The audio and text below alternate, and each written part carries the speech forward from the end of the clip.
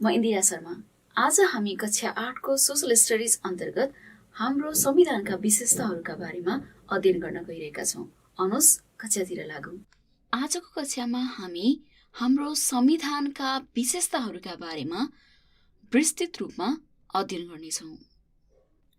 हाम्रो संविधान भन्नाले कुन संविधान बुझाउँछ र तिनका विशेषताहरू के हुन्, यसलाई आज हामी केलाउँदैछौँ। आजको पाठ सुरु गर्नुभन्दा अगाडि हामी संविधानका बारेमा केही नभनी बस्न सक्दैनौँ। संविधान भनेको सर्वोच्च कानुन हो। हरेक प्रजातान्त्रिक मुलुकहरूमा संविधानको व्यवस्था गरिएको हुन्छ। उक्त देशको संविधान अनुसार त्यस देशमा कार्यपालिका, न्यायपालिका, व्यवस्थापिका लगायत विभिन्न गतिविधिहरू सुचारू हुन्छन्। अहिलेको लागि हामी यो बुझौँ कि हरेक प्रजातान्त्रिक मुलुकमा एउटा सर्वोच्च कानुन हुन्छ जसलाई हामी संविधान भन्छौँ। नेपाल पनि एउटा प्रजातान्त्रिक मुलुक हो। त्यसैले यहाँ संविधान र कानुन बमोजिम देशको शासन व्यवस्था सञ्चालन हुन्छ। हामीले हाम्रो अहिलेको संविधानको बारेमा कुरा गर्नु पूर्व हामी हाम्रो नेपालको राजनैतिक इतिहासतिर जानुपर्ने हुन्छ।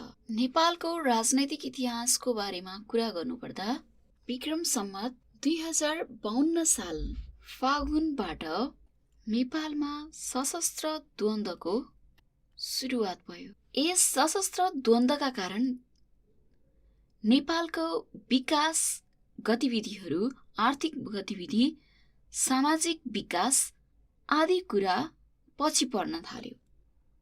यस समयमा नेपाल अधिराज्यको संविधान 2047 लागू भएको थियो। यसको झन्डै 6 वर्ष पश्चात 2058 साल जेठमा नेपालको तत्कालीन राजा वीरेन्द्रको वंशनाश हुने गरेर दरबार हत्याकाण्ड भयो।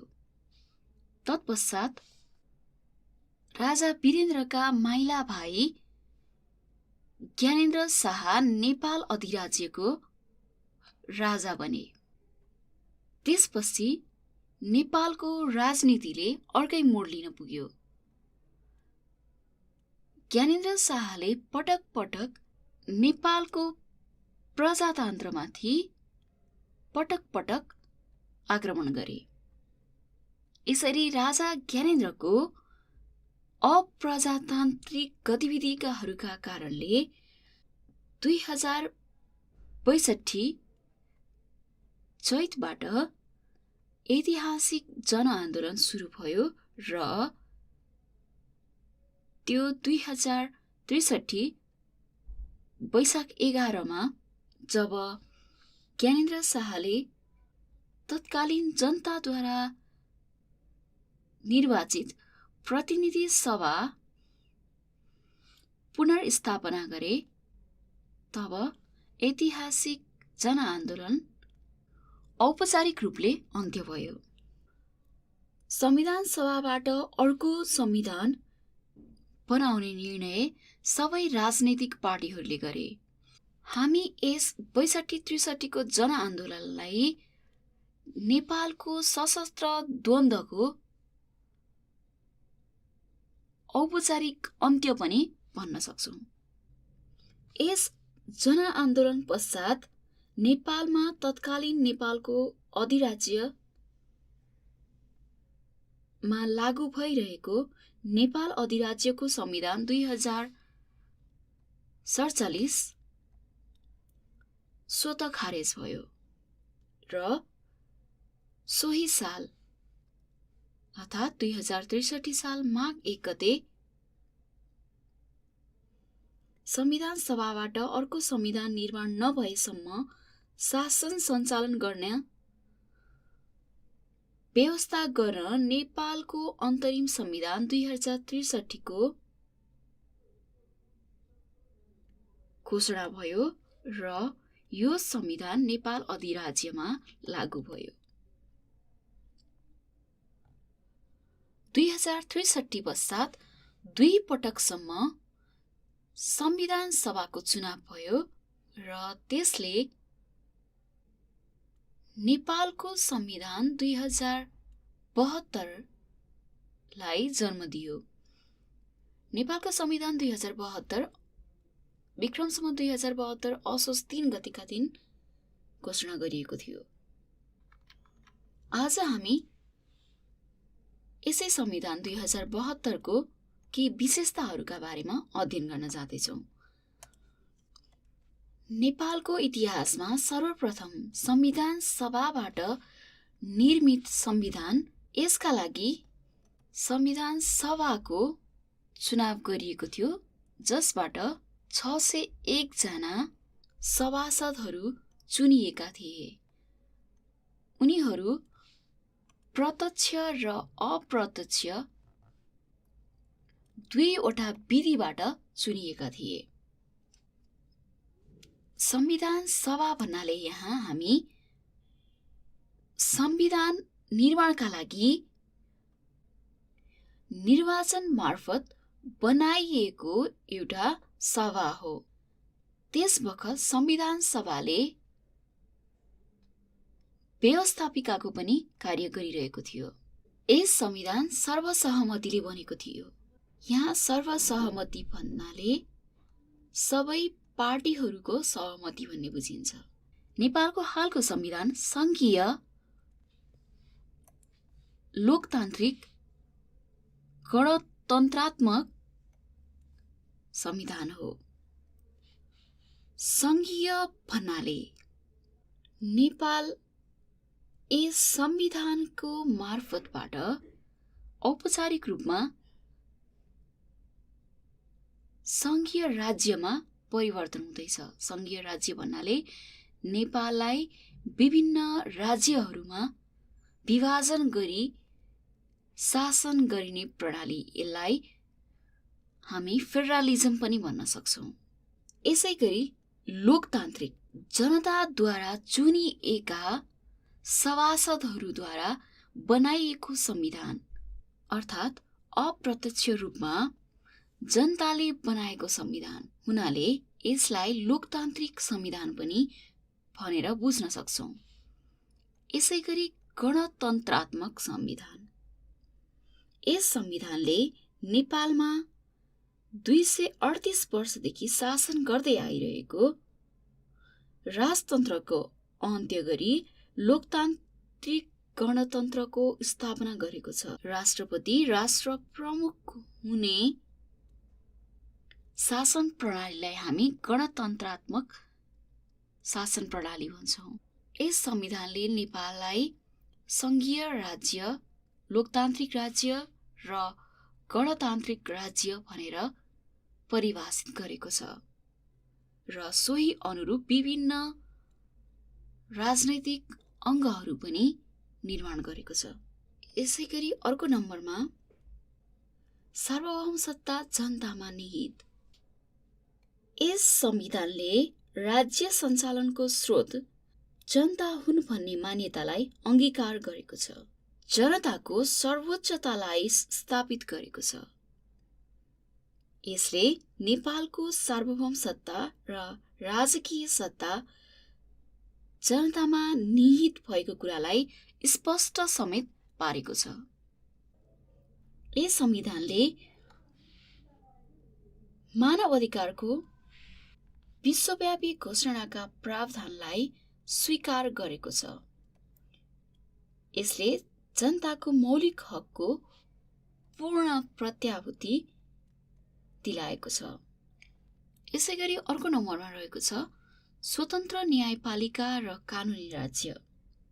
यस संविधानले स्वतन्त्र न्यायपालिका र कानुनी राज्यको अवधारणालाई आत्मसात गरेको छ। कानुनको नजरमा सबै समान हुने, कानुन बमोजिम बाहेक कसैलाई पनि सजाय नहुने, कानुनको सम्मान संरक्षणबाट कसैलाई पनि वञ्चित नगरिने व्यवस्था यस संविधान मार्फत गरिएको छ।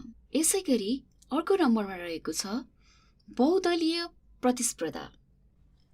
बहुदलीय प्रतिस्पर्धा भन्नाले विभिन्न दलहरूको प्रतिस्पर्धा। यस संविधानले आफ्नो विचारधारा र दर्शन अनुरूप राजनैतिक दलहरू खोल्न, सञ्चालन गर्न र जनताको समर्थन प्राप्त गर्न पाइने व्यवस्था गरेको छ। संविधानको भावना अनुरूप हुने गरी खोलिएको कुनै पनि राजनैतिक दलमाथि प्रतिबन्धलाई संविधानले निषेध गरेको छ। सरल भाषामा भन्नुपर्दा विभिन्न राजनैतिक पार्टीहरूको व्यवस्था र जनतालाई ती विभिन्न राजनैतिक पार्टीहरूमा आफूलाई मन परेको पार्टी छान्ने अधिकार भएको व्यवस्थालाई बहुदलीय प्रतिस्पर्धा भनिन्छ। यहाँ जुन दललाई जनताले मन पराउँछन् उक्त दलले नै जनतालाई शासन गर्छन्।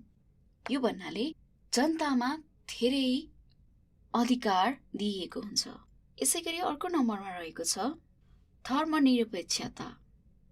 नेपालमा राज संस्थाको व्यवस्था भएको बेलासम्म नेपाल एउटा हिन्दू राष्ट्र थियो।